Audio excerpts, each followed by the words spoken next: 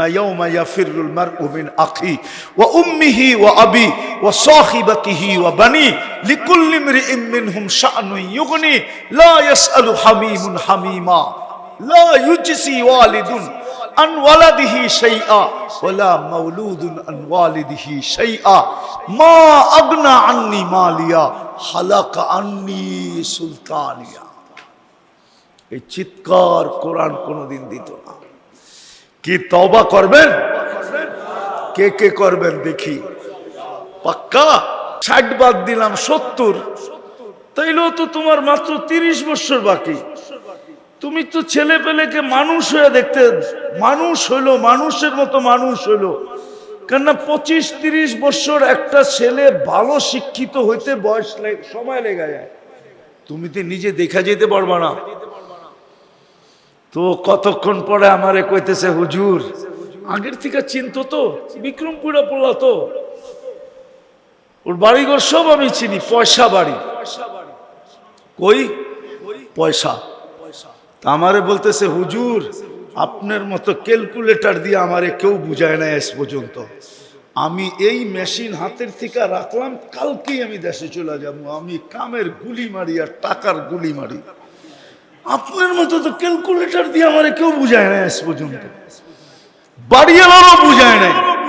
বাড়িওয়ালারও বলছে আরো কয়েকদিন থাইকায়, একবারে যখন আয়া পড়বি তো আরো কিছু দিন কি থাইকায়।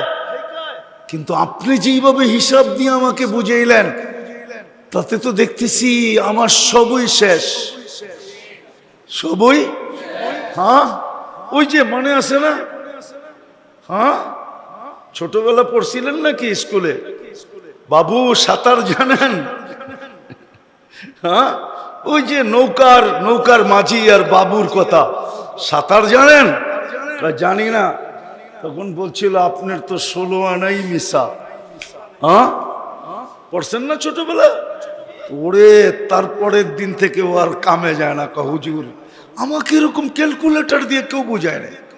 আমি যেটা আপনাদেরকে বুঝাইতে চাইতেছি, যে একটা প্রশ্ন আমাদের মাথায় আসা স্বাভাবিক, যে আমি সৃষ্টির সেরা, কিন্তু আমি নিশ্চয় কেন অস্তিত্ব নিলাম? কারণ কি জানেন? আল্লাহ আমাদেরকে ছোট একটা মেসেজ দিছে। এই জন্যই আমাদেরকে আল্লাহ নিশ্চয় অস্তিত্ব দিছেন সৃষ্টির সেরা হওয়া সত্ত্বেও, শুধু একটা মেসেজ বুঝানোর জন্য। আর এই মেসেজটা মানুষেরই বুঝতে হবে, কোন সৃষ্টির বুঝার প্রয়োজন নাই। কেন? কোন সৃষ্টির জন্য আল্লাহ সফলতা রাখেন নাই, অসফলতা রাখেন নাই। কোন সৃষ্টির জন্য জান্নাতও রাখেন নাই, জাহান্নামও রাখেন নাই। এমনকি জিবরিল আলাইহিস সালাম পর্যন্ত জান্নাতে যাবে না। উনি জীবনে একবার জান্নাত দেখছে, আর কোনোদিন দেখার সুযোগ ওনার হবে না। উনি জীবনে একবার দেখছেন। আল্লাহ বানানোর পরে ওনাকে দেখাইছিলেন যে দেখা আসো তো জান্নাতটা কিরকম বানাইলাম। তো ওনার উক্তি ছিল, এটার নাম যে শুনবে ও ঢুকা ব্যতীত থাকবে না। ও ঢুকা ব্যতীত থাকবে না, ও ঢুকবেই ঢুকবে। তো উনি জীবনে একবার দেখছেন, তারপরে জান্নাতকে আল্লাহ ঢাইকা দিয়েছেন। হাদিসের শব্দ আছে বিল মাকারি, ঠিক না? মাকারি দিয়া ঢাইকা দিছেন। তারপরে দেখা বলছেন মনে হয় না একজনও ঢুকতে পারবে। এই দেওয়াল ডাঙ্গায়া, এই দেওয়াল টপকায়া মনে হয় একজনও ঢুকতে পারবে কিনা আমি জানি না। তো উনি জীবনে একবারই দেখছেন। জান্নাত ওনাদের জন্য না, কোন সৃষ্টির জন্য আল্লাহ জান্নাত বানায় না, আমাদের জন্য বানাইছেন। বিদায় আল্লাহ আমাদেরকে একটা মেসেজ দেওয়ার জন্য যেই প্রশ্নটা আপনাদের সামনে আমি দাঁড় করাইলাম, নিশ্চয় অস্তিত্ব দিয়েছেন একটা মেসেজ বুঝানোর জন্য, একটা কথা বুঝানোর জন্য, যে মানুষ তুমি সৃষ্টির সেরা হইতে পারো। যতদিন তুমি দুনিয়ায় থাকবে, যদি তুমি সুখে থাকতে চাও, তো আমি আল্লাহ পাওয়া ব্যতীত তোমার সুখের কোনো রাস্তা নাই। বাড়ি সোনা দিয়া হোক, তাতে কি আসে যায়? তুমি 3 বেলা সোনা বক্ষণ করো, তাতে কি আসে যায়? তুমি দুনিয়ার টপ লেভেলে থাকো, তাতে কি আসে যায়? কিন্তু তোমার দুনিয়ার জীবনে সুখও হবে না, এনজয়ও হবে না, মজাও হবে না। তোমার জীবন জীবন হবে না যদি তুমি আমাকে না পাও। কাকে? কাকে? আল্লাহকে না পাইলে দুনিয়ার জীবন জীবন হবে না। কসম খোদার। আপনি যান আমার লোকে ঘুরা দেখেন, ঘুরা দেখেন। অস্ট্রেলিয়ার নাম শুনলে তো আপনাদের চক্ষু কপালে ওঠে, ঠিক না? অস্ট্রেলিয়া কত মানুষ যাওয়ার জন্য পাগল, ঠিক না? ওইখানে 4 জনে 1 মানসিক রোগী। আমি একবার না একাধিকবার যায় বলতেছি, একবার না একাধিকবার আমি ওইখানে জিজ্ঞেস করছি। 4 জনে 1 কি? 4 জনে বলেন তো, উন্নত দেশে মানসিক, আমাদের দেশে মানসিক রোগীর হাসপাতাল কয়টা? সরকারি ভাবে কয়টা? কোথায়? হ্যাঁ, আপনি উন্নত আমেরিকার নিউ ইয়র্কে যায় আপনি হাতের করে গয়না শেষ করতে পারবেন না। সরকারি ভাবে মানসিক হাসপাতাল কয়টা? হ্যাঁ হ্যাঁ, আমি টানা 10 বছর দূরে যেতেছি। উন্নত দুনিয়ায় মানসিক রোগী সবচেয়ে বেশি। কেন? ওরা তো উন্নত। মুসলিম দুনিয়ায় সবচেয়ে বেশি মানসিক রোগী কম। মুসলিম দুনিয়ায় এটারও একটা, দুনিয়ার ভিতরে বিজ্ঞানীরা এটাও দেখছে যে মুসলিম দুনিয়ায় মানসিক রোগী কম কেন। এটার রেজাল্ট শুনবেন? কেন? কিন্তু আপনি তো মানতে চাবেন না, মানবেন? মুসলমান দুনিয়ায় মানসিক রোগী এই জন্য কম যে মুসলমানরা উঁচুতে গর্দান মাসে করে, এই জন্য এখানে মানসিক রোগী কম। আমাদের উঁচুতে কি আছে? আছে না? না নাই? যারা জুমা পড়ে ওরা সপ্তাহে একবার হলেও করে, ঠিক না? আর যারা 5 ওয়াক্ত পড়ে ডেলি কয়বার? এই জন্য মুসলমানদের ভিতরে মানসিক রোগী কম। হ্যাঁ, আপনি বলবেন এটাকে আপনি বানায় বললেন? না না না, আমার কাছে প্রমাণ আছে। আমি দুনিয়া ঘুরতে থাকি, আমি বিজ্ঞানদের অনেক তথ্য জানি, যেগুলো আমার কাছে খবর আসে, কেউ না কেউ আমার কাছে পাঠায় দেয়। হ্যাঁ, এরম মনে করেন না নাসায় মুসলমান নাই, নাসায়ও মুসলমান আছে। বড় বড় মুসলমান শিক্ষিতরা নাসায় চাকরি করে। ওদের তথ্য যখন আপোষে আদান প্রদান হয়, এটা লিক হয়ে যায়, চোখা চোখা থাকলে পাঠায় দেয়। যেমন এটা আমি ওদের থেকে নিছি। ওরা দেখছে মুসলমানের ভিতরে 18 কোটি মানুষ, একটা মাত্র মানসিক রোগী হাসপাতাল সরকারি ভাবে। আপনি ভাবতে পারেন? অথচ অস্ট্রেলিয়ায় মাত্র 2.25 কোটি মানুষ। কত? 4 জনে 1 মানসিক রোগী, 4 ভাগের 1 ভাগ মানসিক রোগী। হ্যাঁ, আমি ফার্স্ট টাইম যেদিন যাই ওদিন আমি এয়ারপোর্টে নাইমেই জিজ্ঞাসা করছি, বড় একজন বাঙালি কেমিস্ট্রি আছে ওই দেশে, মেলবোর্নে থাকে। আমি ওরে জিজ্ঞাসা করছি এখানে মানসিক রোগীর হার কত? আপনি তো জীবনে প্রথম আসলেন, আর এয়ারপোর্টে নাইমে এটা জিজ্ঞাসা করতেছেন কেন? আমি বলতেছি আচরণ ভালো মনে হয় না, মানসিক রোগী মনে হয়। আপনারে মাইপা হালাইলাম, আপনি পাবলিকটা কি? তখনই ও বলতেছে 4 জনে 1 মানসিক রোগী, 4 জনে ওই যে আমার বাজান আছে, ওনার ছেলে পাপুয়া গিনিতে থাকে, ওরে জিজ্ঞাসা করেন ওইখানে মানসিক রোগী কয়জন? ওইখানে মনে হয় 50%ই ওদের আচরণ দেখলে মনে হয় পাগল।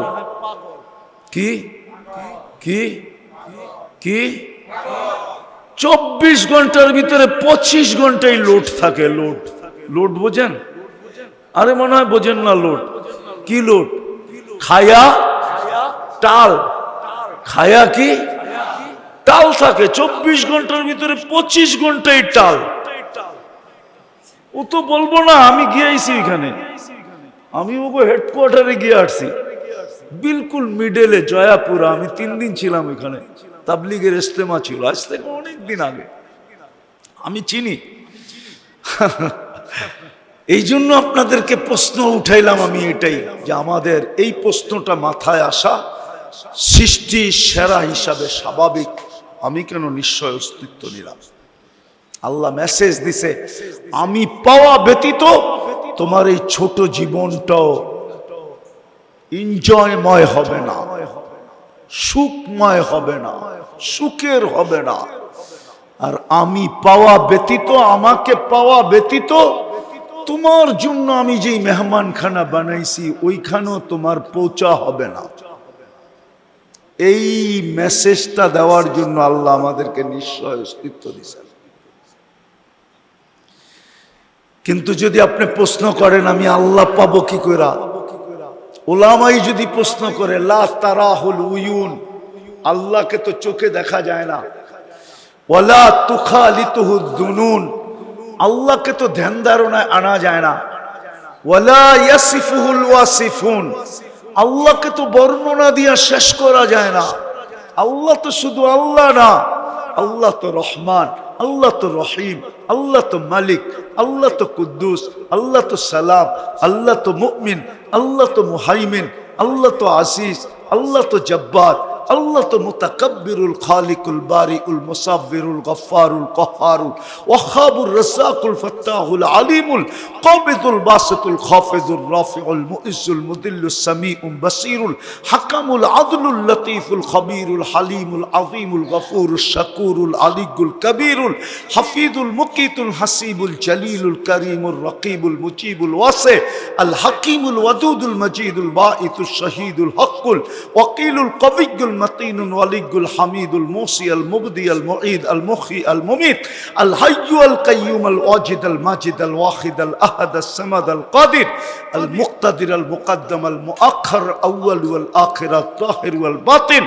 الوالي المتوالي البر التواب المنتقم العفو الرؤوف مالك الملك ذا الجلال والإكرام المقسط والجامع والغني والمغني المانع الدار النافع النور الهادي البديع الباقي الوارث الرشيد الصبور جل جلاله আল্লাহ তো 99 পদের মালিক। কি করে আল্লাহকে পাবো, কি করে রাজি করব, এটা পসিবল কি করে? তুমি কোথায়, আমি কোথায়? তুমি কোথায়, আমি কোথায়? কি করে পসিবল, কি করে সম্ভব? বুঝলাম, প্রশ্ন মাইনা নিলেন আপনারা যে আল্লাহ পাইলেই আমার দুনিয়া সুখের হবে। কসম খোদা, লম্বা করার সময় আমার কাছে নাই, স্বাস্থ্যগত কারণে লম্বা করতে পারতেছি না, নাহলে আপনাদেরকে একটা একটা চোখে আঙ্গুল দিয়ে দেখানো যেত। সুখী তো ওরাই, সুখী ওরাই। আজকে আমার কাছে একটা ভিডিও পাঠাইছেন একজন, আজকেই পাঠাইছে, বৃদ্ধাশ্রম থেকে। কোত্থেকে? সে বৃদ্ধাশ্রম থেকে কাঁদতে কাঁদতে বলতেছিল যে ভুল তো আমিই করলাম, নাইলে তো আমাকে বৃদ্ধাশ্রমে থাকতে হতো না, ভুলটা তো আমারই ছিল। সে স্বীকার করতেছে যে ভুলটা আমার, আমি ভুল করছি, যার কারণে আমি আজকে বৃদ্ধাশ্রমে। পরে সে উপমা দিছে যে আমি বৃদ্ধাশ্রমে আসি বা বৃদ্ধাশ্রমের তথ্য আমার কাছে আছে, আজ পর্যন্ত কোন দিনদারের মা বাবাকে আপনি বৃদ্ধাশ্রমে পাবেন না। চ্যালেঞ্জ, কোন দিনদারের মা বাবাকে বৃদ্ধাশ্রমে চ্যালেঞ্জ আপনার সাথে, কোটি টাকা চ্যালেঞ্জ করলো আমি রাজি। কোন দিনদারের মা বাবাকে বৃদ্ধাশ্রমে পাবেন না। আমার বয়ানে আছে আমেরিকার কাহিনী। আমি এক ইংরেজ মহিলাকে কাঁদতে দেখতেছিলাম, আমি জিজ্ঞেস করছি তুমি কাঁদো কেন? বলছে তুই ওই হুইল চেয়ারটা দেখোস না, তুই এই হুইল চেয়ারটা দেখোস না, ছেলেটা হুইল চেয়ারকে, অথচ আমরা একই ফ্লাইটে আসছি, দিনদার মুসলমান ছেলে মাকে, বৃদ্ধা মাকে হুইল চেয়ার ঠেলতে ঠেলতে এয়ারপোর্টের বাহিরে নিয়ে আসছে, তারপরে বাচ্চার মতো কোলে উঠায়া গাড়ির সিটে বসাইতেছে, আর ইংরেজ মহিলা দাঁড়ায় দাঁড়ায় কাঁদতেছে। তো বলে কি তুই কি এই দৃশ্য দেখোস না? ওই দৃশ্য আমাকে কাঁদাইতেছে যে আমারও তো সন্তান আছে, আমিও তো বৃদ্ধা, কিন্তু আমারটা কোথায় চলে গেছে আমিও তো জানি না। বৎসরে একদিন আসে মাদার ডে, একটা কেক নিয়ে আসে, তাছাড়া তো আমি জানি না স্যার তার রাত্র কোথায় কাটে, দিন কোথায় কাটে, সে কোথায় থাকে আমি তো জানি না। বেশি সময়ই তো তাকে মোবাইলে পাওয়া যায় না, কিন্তু এটাকে দেখ, বাচ্চার মতো মাকে কোলে করে গাড়ির সিটে বসাইতেছে। দিনদার, দিনদারের সন্তান কোনোদিন, দিনদার সন্তান জান দিবে কিন্তু মা বাবাকে কোনোদিন বৃদ্ধাশ্রমে দিবে না। বলে বৃদ্ধাশ্রমে যদি দেই তাইলে ডেলি রাত্রে আমি আমার জান্নাতের স্বাদ নিব কি করে? দিনদার সন্তান তো মা বাবার পায়ে চুমা দিবে, আর মা বাবা কাইপা উঠা বসবে পায়ে চুমা, তো দিনদার সন্তান তো বলবে পায়ে চুমা দেই না, জান্নাতের স্বাদ নিতেছি, স্বাদ তোমাদের পায়ের নিচেই তো আমার জান্নাত। হ্যাঁ হ্যাঁ এটাই সত্য।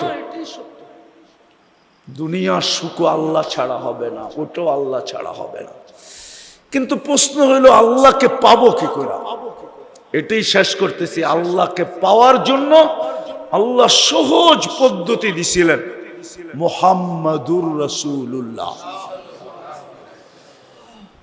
আল্লাহর রসুলের আদর্শে আদর্শবান হইলি আল্লাহ পাওয়ার গ্যারান্টি ছিল।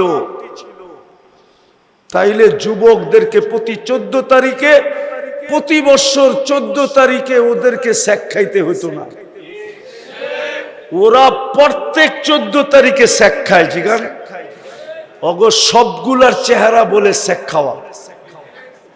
ওরা বয়ে মিছিল করতে পারতেছে না, নাইলে ওরা তো ডেলি মিছিল করতো সোনার গায়ে।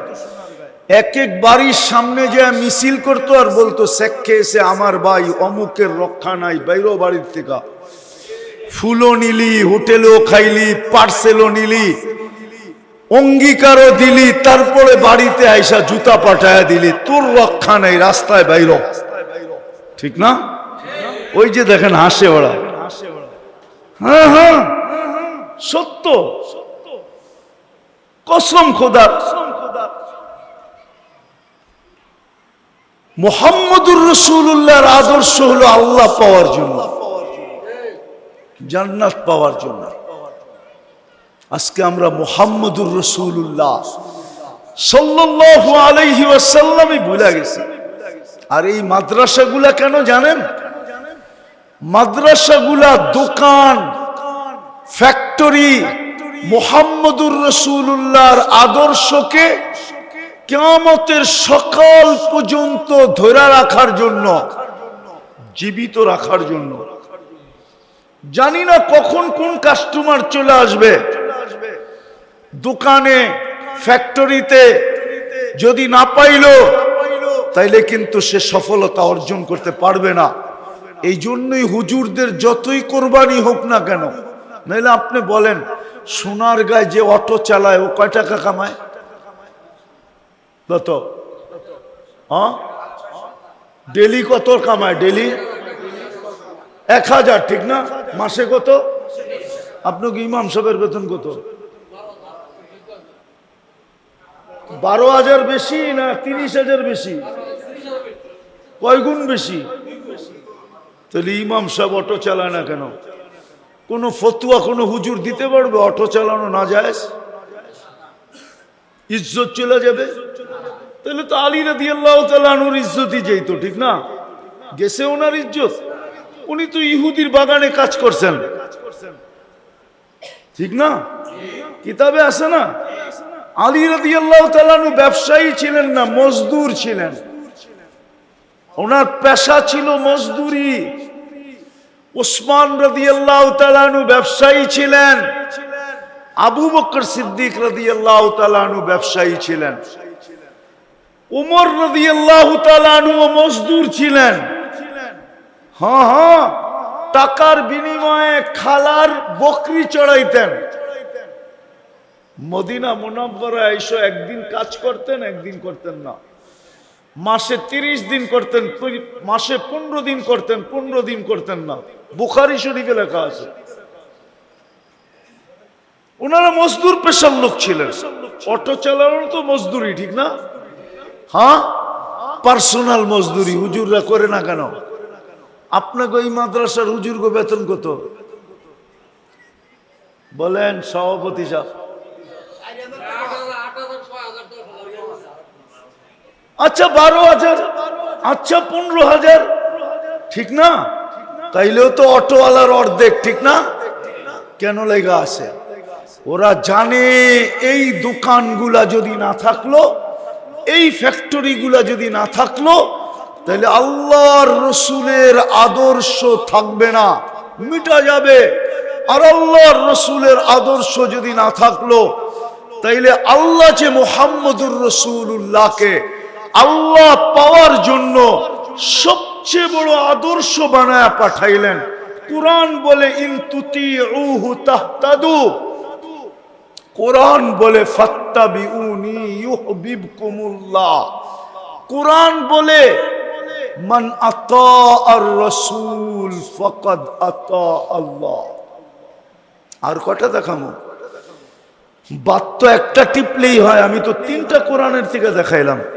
আল্লাহ বলে হেদায়েত পাইতে চাও তো বন্ধুর আদর্শ, আমার ভালোবাসা পাইতে চাও তো বন্ধুর ভালোবাসা। কোরআনে আরেকটা দিব, ওয়াস্তাগফিরুল্লাহ ওয়াস্তাগফারা লাহুর রাসূল লাওয়াজাদুল্লাহ তাওয়াবার রহিমা। আল্লাহ বলে কেউ যদি আমার কাছে মাপ চায় তো আমি ওর দিকে তাকাবো না, ওর গুনার দিকে তাকাবো না, আমি দেখবো ও বন্ধুর রঙে কতটুক রঙিন। বন্ধুর রঙে রঙিন হইতে দেরি, আমি মাফ করে দিতে দেরি করবো না। তো কোরআন বলে, আমি তো কোরআন দিতেছি। কি হাফেজ আছে এখানে কেউ? কে আপনি হাফেজ? ওয়াস্তাগফিরুল্লাহ ওয়াস্তাগফারা লাহুর রাসূল লাওয়াজাদুল্লাহ তাওয়াবার রহিমা। কোরআন তো ভুল তো পড়ি নাই, আল্লাহ তো গ্যারান্টি দিতেছে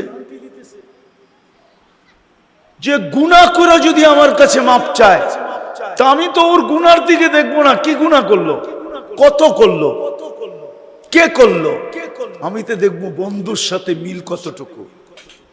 ওয়াস্তাগফারা লাহুর রাসূল।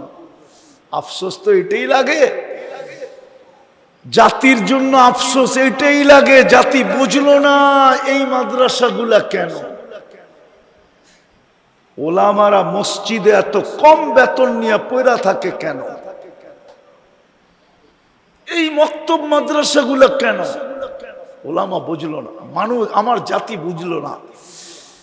জাতির দোষ দিতেছি না, আমারই কপালের দোষ দিতেছি, আমি বুঝাইতে পারলাম না যে মুহাম্মদুর রাসূলুল্লাহ সাল্লাল্লাহু আলাইহি ওয়াসাল্লাম হইলেন আল্লাহ পাওয়ার জন্য সবচেয়ে বড় চাবি কাঠি, আদর্শ।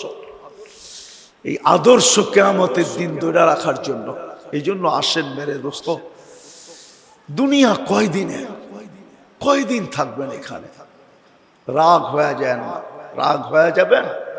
বলবো আমরা গ্রামগঞ্জে সারা দুনিয়ায় ঘুরতে থাকি, কখনো কিছু কিছু বাড়িতে গেলে আমাদের ভিতরে চিন্তা আসে যে এই বাড়ির মালিকটা তার এই বেডরুমটা ছেড়া ওই বাসতলায় ঘুমাবে কি করে?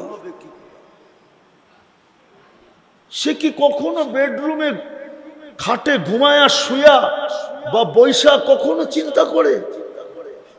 যে আমার এত সুন্দর সুসজ্জিত বেডরুম, চতুর্দিকে পর্দা, নিচে কার্পেট, সুঘ্রাণ মুহিত, এসি চলমান, আমি এই বেডরুম ছেড়া আমি ওই বাসতলায় কিভাবে ঘুমাবো? কোনদিন কি একবারও সে ভাবে? যদি ভাবতো তাহলে হয়তো দেখা যেত একদিন ভাবনা তার চোখের কোনা দিয়া পানি নিয়ে আসতো, দিলের ভিতরে তার আফসোস হইতো, হায় এত সুন্দর বেডরুম ছেড়া চলে যাব। হতে পারতো তার হায় বলাটা হাদিসের আলোকে বলতেছি এইখানে থাকতো না, তার হায়টা কিন্তু আল্লাহর আরশ পর্যন্ত কাঁপায়া দিতে পারতো। আল্লাহ তাকে শুনানো ব্যতীত ঘোষণা দিয়েও দিতে পারতো, বান্দা তুই হায় বললি, যা তোকে মাফ করে দিলাম। তোর বেডরুম আর কি, তোর কবরকে আমি জান্নাতের বেডরুম বানায় দিব, জান্নাতের বেডরুম, যেটাকে আল্লাহর রসুল জান্নাতের বাগান বলছে, জান্নাতের বাগান বানায় দিব। আসেন তওবা করি, আল্লাহর রসুলের আদর্শে আদর্শবান। আজকে উম্মতের দুর্দশা এই জন্যই, মুসলিম জাতির দুর্দশা এই জন্যই, যদিও 250 কোটি, 70% দুনিয়ার সম্পদ মুসলমানের কাছে, 70% দুনিয়ার অর্থ মুসলমানের কাছে। বিশ্বাস হয় না? নাইলে 4 দেশের কাছে দুনিয়ার সবচেয়ে বড় কারেন্সি হইতো কেন? 4টাই মুসলমান। আমেরিকার টাকা বড়, ব্রিটেনের টাকা বড়, ইউরোপের টাকা বড়, অস্ট্রেলিয়ার টাকা বড়, সিঙ্গাপুরের টাকা বড়, জাপানের টাকা বড়, কুয়েতের চেয়ে বড় টাকা দুনিয়ার কারো কাছে নাই, বাহরাইনের চেয়ে বড় টাকা দুনিয়ার কারো কাছে নাই, ওমানের চেয়ে বড় টাকা দুনিয়ার কারো কাছে নাই, ব্রুনাইয়ের চেয়ে বড় টাকা দুনিয়ার কারো কাছে নাই। আপনি আমাকে চিনাইতে হবে না, আমি এগুলা বাঙ্গায়া বাঙ্গায়া বলতেছি। কি হাতে নাইরা নাইরা বাঙ্গায়া বাঙ্গায়া বলতেছি, বাঙ্গায়া। আমি দুনিয়ার বহুত দেশে বাঙ্গাইছি, আমি বাঙ্গায়া বলতেছি। কুয়েতের 1 টাকা দিলে আমেরিকার $5 পাওয়া যায়, $5। কত? $5 পাওয়া যায়, $5। আমি কাহিনী শুনানোর অভ্যস্ত না। আমি একবার কুয়েত এয়ারলাইন্সে যেতেছিলাম নিউ ইয়র্ক। তা আমি যখন প্লেনে যেতেছিলাম, কুয়েত থেকে যখন নিউ ইয়র্কের ফ্লাইট ছাড়ছে, তো ঢাকার থেকে তো প্যাসেঞ্জার বড় ছিল, এখানে যে ফ্লাইট চেঞ্জ হয়ে গেছে, বড় ফ্লাইট, কিন্তু আমি দেখতেছি অর্ধেক দিয়া পর্দা দেওয়া। আমি জিজ্ঞেস করলাম পর্দা দেওয়া কেন? তো যাকে জিজ্ঞেস করতেছিলাম ওই পর্দা দিছে। তো বলতেছিল আমার ছেলেকে নিয়ে আমি নিউ ইয়র্কে যেতেছি, আমার ছেলে অসুস্থ, অর্ধেক ফ্লাইট আমার চার্টার্ড করা। আর করবে না কেন? 1 টাকা দিলেই তো $5 পাওয়া যায়, 1000 দিলে 5000, 1 লাখ দিলে $5 লাখ, ঠিক না? আমারে জিজ্ঞেস করছে তুই কোন দেশের? আমি কি বাংলাদেশি। তো আরবি শুনা বলতেছে তুই আরবি বলস, কি করস? আমি আরবি পড়াই। তা আমাকে বলতেছে তোর সিট কোথায়? আমি বলি ইকোনমিতে, সস্তা সিটে যেতেছি না। তা আমাকে বলতেছে পিছনেরটা পুরা খালি, আমি, আমার ওয়াইফ আর আমার সন্তান, তুই এক কাজ কর পিছনে আয়। কি? আমার ভিতরে নিয়ে গেছে, তো পুরা বেড খাট বানায় আমার কয় তুই ঘুমায় যা, ফ্লাইট কিন্তু 13 ঘন্টা, তুই ঘুমা। হ্যাঁ, আমি ঘুমাইতে ঘুমাইতে ঘুমাইতে ঘুমাইতে কাহিল হয়ে গেছি, তারপরও ঘুম শেষ হয় না, রাস্তা শেষ হয় না। সবচেয়ে বড় টাকা দিছে আল্লাহ দুনিয়াতে কুয়েত আলাদেরকে, তারপরে বাহরাইন $4 পাওয়া যায়, তারপরে ওমান $3.5 পাওয়া যায় 1 টাকায়, তারপরে দিছে ব্রুনাই, ব্রুনাইয়ের 1 টাকা দিলে $1 গাঠি পাওয়া যায়, $1 গাঠি। আমি গুইরা বলতেছি, গুইরা মুসলমানের এই দুরবস্থা আজকে শুধু মুহাম্মদুর রাসূলুল্লাহকে ছেড়ে দেওয়ার কারণে।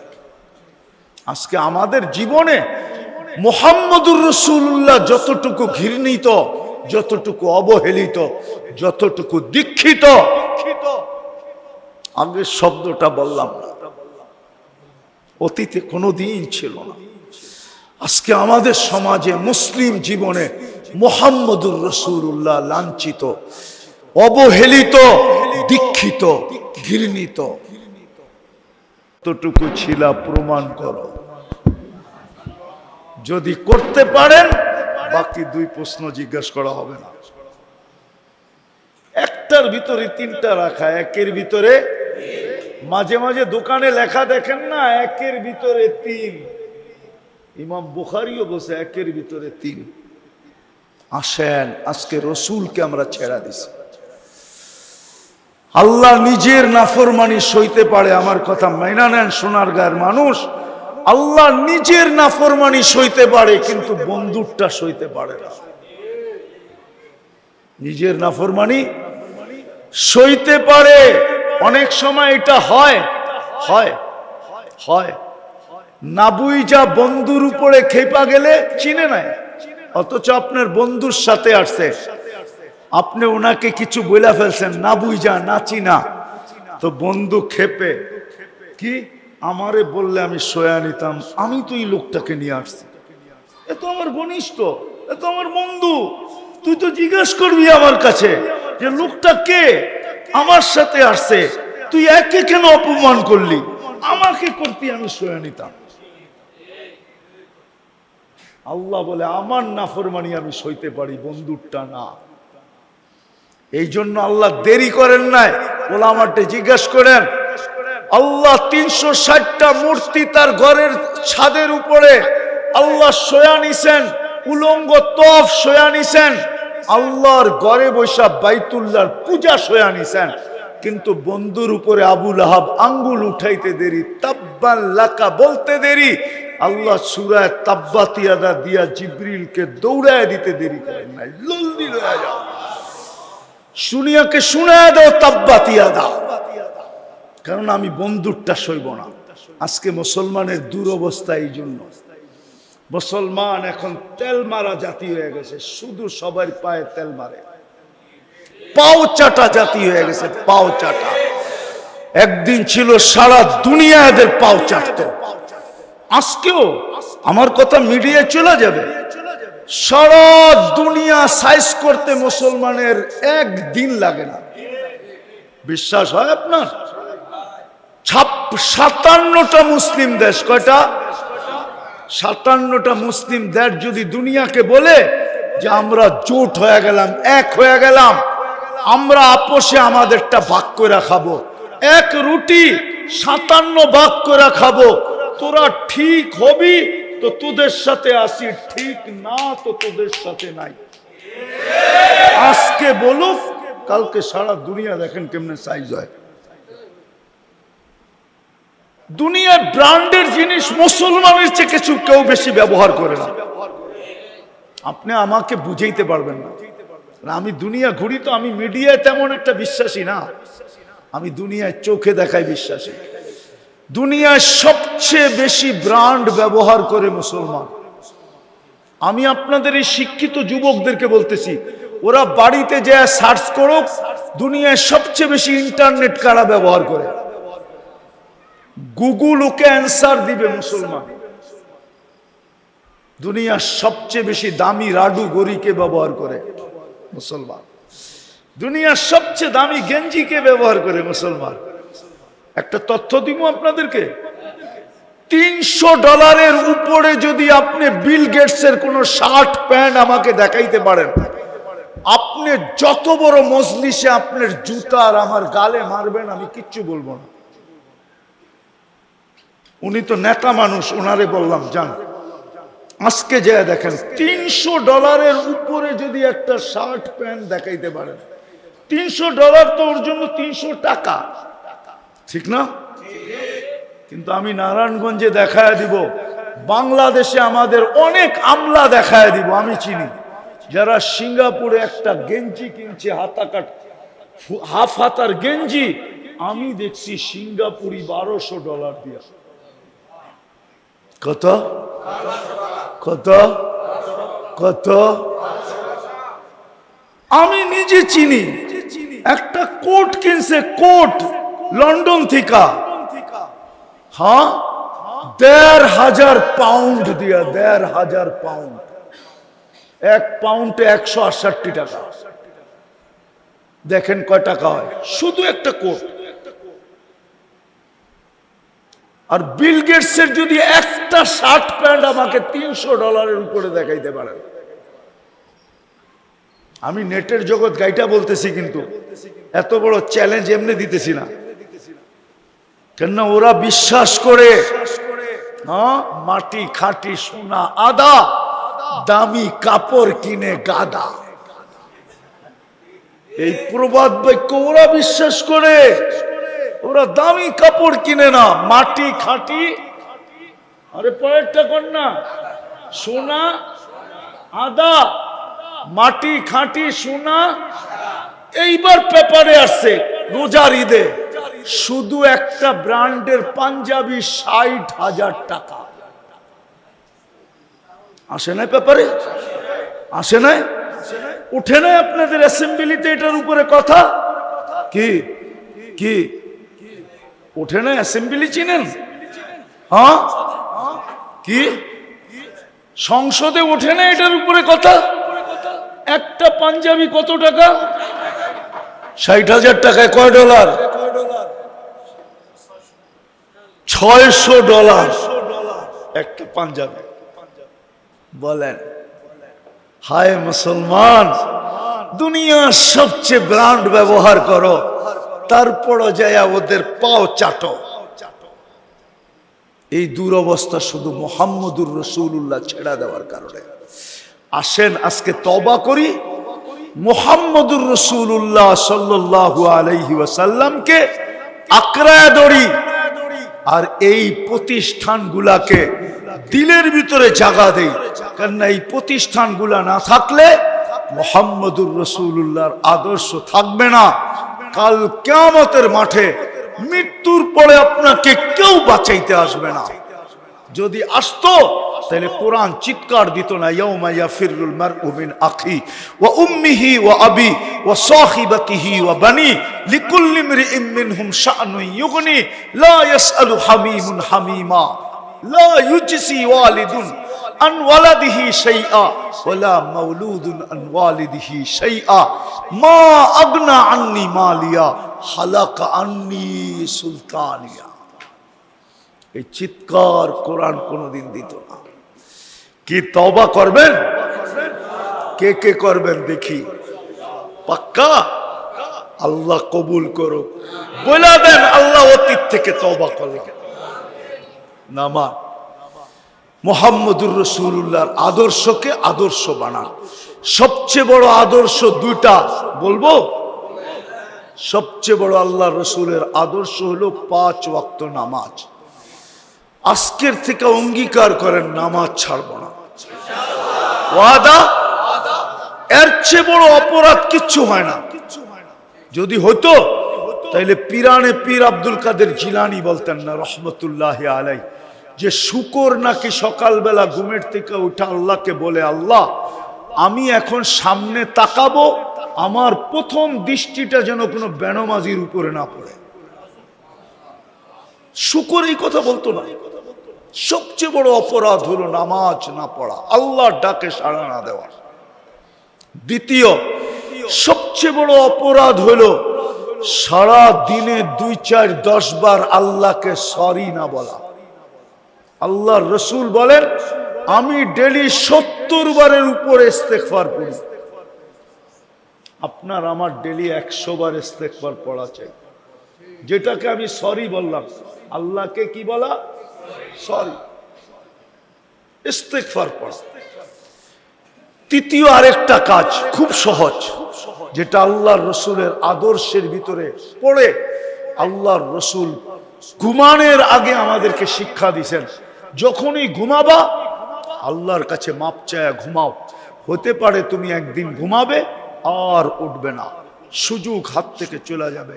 এই জন্য আপনাদের পায়ে হাত দিয়া বলি, এই তিনটা জিনিস 24 ঘন্টায় করব। পারবেন? প্রথম কি? দ্বিতীয় 100 বার ইস্তেগফার। তৃতীয় যখনই ঘুমাবো আল্লাহর কাছে মাপ চায় ঘুমাবো। ঘরেও শিখান, বাচ্চাদেরকে শিখান, অভ্যস্ত বানান। ইনশাআল্লাহ দেখবেন সুখ আর সুখ, এই জীবনও হবে ওই জীবনও হবে। আল্লাহ আমাদেরকে আমল করার তৌফিক দান করেন। ওমা আলাইনা ইল্লাল বালাগ। কারা